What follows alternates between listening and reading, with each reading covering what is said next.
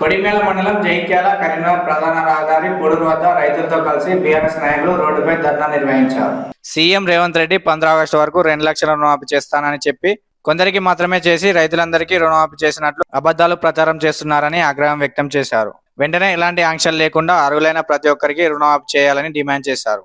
ఈ ధర్నాలో మాజీ ఎమ్మెల్యే సుంకె రవిశంకర్ పాల్గొని రోడ్డుపై పడుకొని నిరసన తెలిపారు. పోలీసులు వారిని అదుపులోకి తీసుకుని ధర్నాని విరమింపజేశారు. ఈ కార్యక్రమంలో మాజీ ఎమ్మెల్యే సుంకె రవిశంకర్, మాజీ సర్పంచ్ ఫోరం అధ్యక్షుడు కృష్ణారావు, నరేందర్ రెడ్డి, మాజీ సర్పంచులు బొడ్డు రమేష్, తిరుపతి నాయకులు లింగాగౌడ్, రాజ్పాల్, బీరయ్య, కొత్తూరు స్వామి, బీఆర్ఎస్ నాయకులు, రైతులు పాల్గొన్నారు.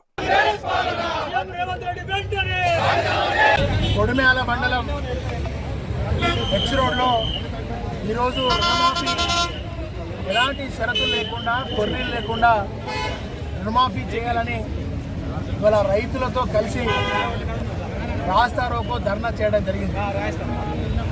ఇదే నవంబర్ మాసంలో, అక్టోబర్ మాసంలో, సెప్టెంబర్ మాసంలో రేవంత్ రెడ్డి గారు, రాహుల్ గాంధీ కూడా వరంగల్ డిక్లరేషన్ చేసి మరి రైతులందరికీ కూడా కేసీఆర్ గారు ఇస్తున్నటువంటి ₹1,00,000 రుణాన్ని తీసుకోండి, మా ప్రభుత్వం డిసెంబర్ 9 నాడు ప్రమాణ స్వీకారం చేస్తుంది, డిసెంబర్ 9 నాడే మరి మేము రుణమాఫీ మీద 2 లక్షల రుణమాఫీ మీద సంతకం చేస్తాం. రైతులందరూ కూడా ఇప్పుడు 1,00,000 తెచ్చుకున్నాడు, ఇప్పుడు 2 లక్షలు తెచ్చుకొని వెంటనే పోయి 2 లక్షలు తెచ్చుకున్నాక మేము రాగానే మా ప్రభుత్వం ఏర్పడగానే 2 లక్షల రుణమాఫీ చేస్తా అని చెప్పి మోసం చేసి, దగా చేసి, పచ్చి అబద్ధాలు చేసి ఇవాళ డిసెంబర్ నుంచి ఇవాళ ఆగస్టు మాసానికి వచ్చినాం.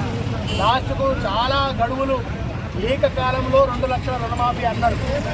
ఏకకాలంలో 2 లక్షల రుణమాఫీ అంటే మరి పబ్లిక్ కూడా ఏం అర్థమైతలేదు.